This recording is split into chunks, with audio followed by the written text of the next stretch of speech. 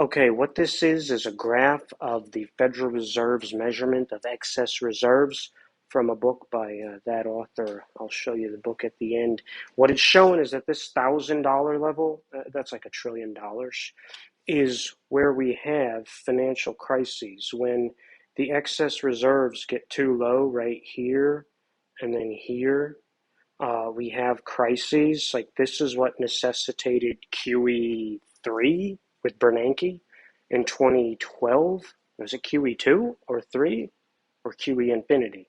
I think it was QE3. Okay, and this is what necessitated the Powell pivot. That was right where Mnuchin had to make his Christmas Eve rounds on the phone to all the regional banks and tell them everything was fine. And then they did a press release. And then on the day after Christmas that year, the market just started gapping higher. And that was it on that. But so when you hear repo market stress, I mean, this is it. Okay, this reserves, excess reserves getting too low to now the zero bound, which is $1 trillion.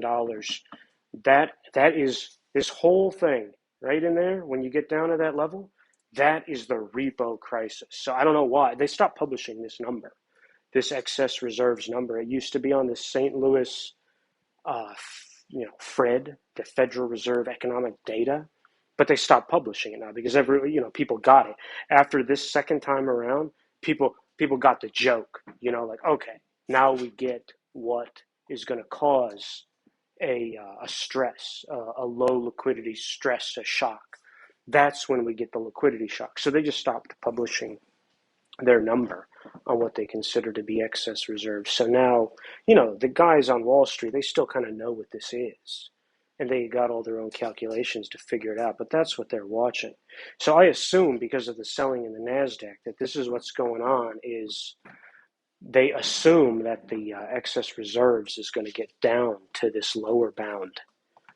And, that's why all the selling is going on. So they're just kind of getting out ahead. Now, whether that's a self-fulfilling prophecy or I have no idea. All I know is the Fed themselves, they stopped publishing this number. As far as I know, I mean, you can't go on and get it anymore. They used to. It's a discontinued metric. So they used to publish it, and they just stopped in, I think it was November of 2020. They stopped around sometime in 2020. So, that tells you that that's what they're looking at too. So they're not going to publish this number to tell everyone when there's going to be stress in the system.